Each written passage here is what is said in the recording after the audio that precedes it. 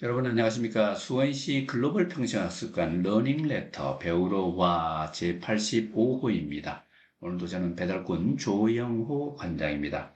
이번에 주제는 미국 대학에 2번 입학하고 군대에 또 2번 입대한 사람입니다. 과연 누구일까요? 배움과 삶에 얽힌 다양한 얘기를 해드리고 있죠. 오늘의 주인공은 이 노래와 관련이 있습니다. 이 노래 한번 들어보시죠.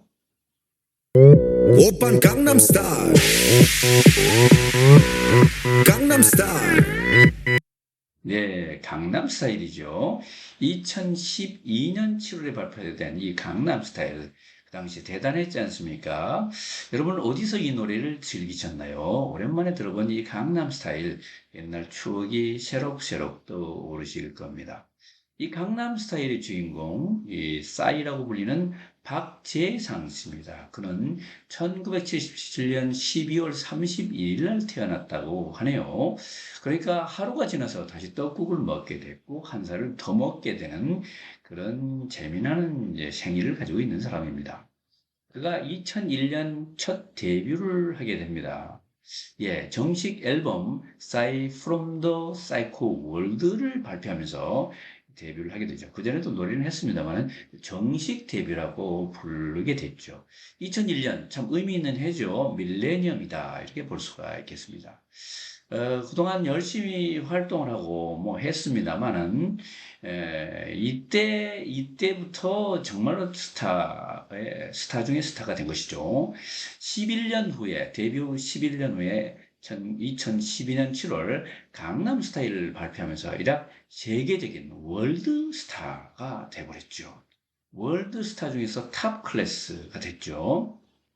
이 강남 스타일 참 대단했습니다. 오빤 강남 스타일. 이 한국말이 전 세계를 강탈했고, 누구든지 뭐 조금 유명세가 있다는 분들은 다들 이 노래를 찍어서 비디오를 올리고 했습니다. 이 중독성 있는 오빤 강남 스타일. 이 말이 전 세계에 퍼져서 예일대학교에서는 2012년 올해 말 9일에 또 올리기도 했습니다.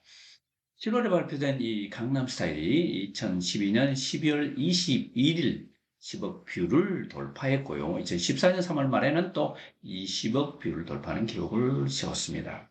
그리고 2012년 말 뉴욕 타임스퀘어 광장에서 열린 연말 행사에 싸이가 초대돼서 강남 스타일을 또 의미 있게 또 세계에 알려주는 그런 행사를 가졌습니다.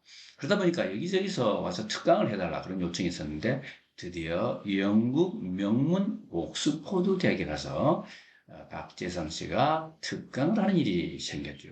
300명의 학생들이 참 열심히 들었는데요. 물론 영어로 강의를 했습니다. 그때 자신이 어떻게 살아왔으며 강남 스타일이 어떻게 출간이 됐는지 이런 얘기를 재미있게 유머러스하게 해줬습니다.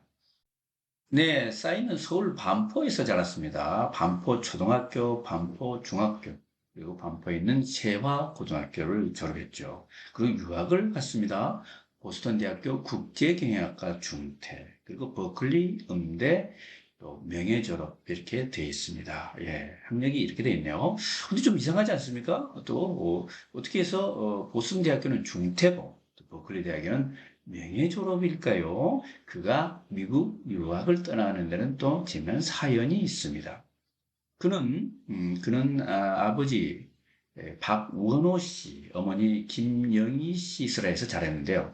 이 아버지가 반도체 장비 제조업을 경영하는 경영자셨는데 굉장히 엄격해서 아이를 FM대로 육아를 했다. 이렇게 얘기가 되고 있습니다.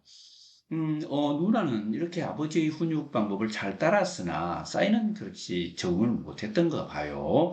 싸이는 좀 끼가 있었고 장난치기를 좋아했고 공부는 좀 소홀히 했던 그런 아이였는데 어떻게 하면 이 엄격한 가정 환경에서 아버지 밑에서 탈출을 할까 이렇게 고민을 하다가 아버지 그러면 그렇게 얘기한 거예요. 아버지 나 유학 갈게. 유학 좀 보내주세요. 그랬더니 이놈이 공부도 안 한 놈이 무슨 유학이냐. 진정성을 의심하지 않을 수 없었죠. 그래서 네가 토플 550점을 받아오면 내가 유학을 보내주마.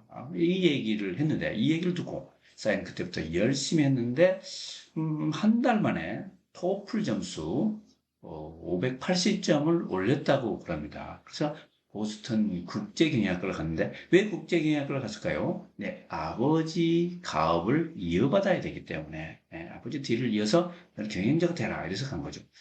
그런데 경영학을 공부해 보니까 자기가 할 수 있는 공부가 아닌 거예요. 재미가 없어요. 그래서 그 학교를 다니지 않고 몰래 또 버클리 음대 입학시험을 준비해가지고 음대에 합격을 했다네요. 뭐, 전 사실 대단합니다. 그런데 버클리 음대에서 이제 문제가 생긴 거예요. 버클리 음대에서 이제 행사를 하는데, 어린이날 행사를 하는데, 자, 부모님들을 초대하자. 그래서 학교에서 바로 부모님들께 초청 레터를 보냈는데, 자, 아버지한테, 강남에 있는 아버지한테 이 편지가 온 거예요. 보스턴 대학에서 국제경영학을 하게 돼 있는 이 아들이 아니 버클리 음대에서 음대 학생이 돼 있다는 사실을 알게 됐습니다. 깜짝 놀라게 됐죠. 당장 들어와 모든 지원을 끊어버리고 이제 싸이는 귀국하지 않을 수 없었습니다. 그때 싸이의 얘기에 의하면 아버지가 그때 뭐 이놈 뭐 분개를 해가지고 골프채를 들고 공항으로 나와서 죽인다고 뭐 그랬다고 해요. 어머니가 말려서 큰 사고는 없었다 이럽니다. 얼마나 아버지가 화가 나셨겠습니까? 아, 보스턴 국제경영학과 이거 참 이 졸업을 잘하고 나면 회사를 더 물러줘야 되겠다. 이제 아버지 나름대로 꿈을 꾸고 계셨었는데 이놈이 딴짓을 해버린 거죠. 그런데 싸이는 그래도 귀국할 때 무기를 가지고 왔어요. 틈틈이 작곡한 50곡을 가지고 들어왔습니다. 그래서 이렇게 생각했죠. 내가 지금 귀국하지만 나는 이 50곡을 가지고 한국에서 스타가 되리라. 멋진 곡을 작곡했으니까 그런 생각을 하지 않겠습니까? 그래서 이 회사 저 회사 기획사를 들고 기획사를 찾아서 이 곡을 소개를 했는데 놀랍게도 2년 동안 한 곳도 이 곡에 관심을 보이는 곳이 없었습니다. 그래서 참 굶게 생겼죠. 아버지한테 이 핍박이고 기획사에서 이제 모른 척하고 어떻게 할 것인가? 자살할 것인가 뭐이 세상 포기해야 되나 이제 그렇게 궁리를 했지만 뭐 그럴 싸이가 아니다 이거죠. 내가 여기서 끝날 수는 없다. 지치면 죽는 것이고 미치면 사는 것이다. 예, 그래서 이제 여의도 방송국을 찾아가서 건물로 어떻게든 뚫고 들어가서 PD들이 있는 그 층으로 올라가서 거기 복도에서 미친 짓을 해보는 것이죠. 노래도 부르고 춤도 추고 사람들이 지나갈 때 막 괴성도 질러보고 뭐 이렇게 했는데 계속 그러니까 이 PD들 중에 관심을 서서히 갖기 시작해서 한 PD가 당신 뭐냐 이게 그래서 이제 대화가 돼서 내 쇼에 한번 나와보라. 그렇게 해서 방송을 출연하게 됐고요. 그때 싸이의 노래는 참 위협적이었고 춤 동작도 엽기적이었고 참 쉬운 것 같으면서 어렵고 어려울 것 같으면서 쉬운 어디서 본 것 같으면서도 새롭고 새로운 것 같으면서도 어디서 본 것 같은 그런 랩과 춤을 사람들은 즐겼습니다. 뭐 그러다가 또 대마초를 피웠다는 혐의를 받고 잠시 또 방송을 활동을 중지가 되기도 했었습니다. 그러던 것이 이제 그러다가 이제 2003년에도 군대를 갔습니다. 군대를 갔는데 좀 또 머리를 썼죠. 정보 처리 기능사 자격을 따가지고 특례요원으로 회사에서 근무를 했는데 35개를 근무했으나 그 사이에 100여 차례는 또 공연을 달했다. 이런 것이 탄로가 냈지 뭡니까? 조사가 나오게 됐고 부실복무 판정이 돼서 군대 지금까지 근무한 건 무효다. 그러니까 다시 2005년에 재입대를 하게 됐습니다. 자, 유학을 2번 하고 또 군대에 2번 간 사람이 누구냐? 예, 박재상 씨, 예명 싸이입니다. 그러다가 2012년에 히트곡 강남스타일을 띄우면서 모든 것이 깨끗이 정리가 되는 그런 계기가 됐죠.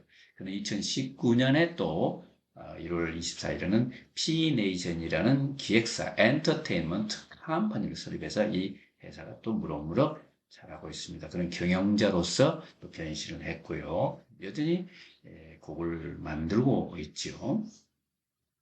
예, 사이스토리에서 얻을 수 있는 교훈이 뭘까요? 이제 개인적인 교훈은 그럴 거예요. 뭔가를 이루려면 끈질기게 해라. 이런 얘기를 할 수가 있을 겁니다. 그런데 국가적으로, 사회적으로 볼 때 우리나라는 제조업에서 그다음에 정보산업으로 이렇게 넘어갔지 않습니까? 그다음에 이 정보산업에서 이제는 엔터테인먼트 산업으로 넘어갔고 많은 우리 젊은 제주꾼들이 K-팝, K-필름 등으로 해가지고 세계인들을 감동시키고 있습니다.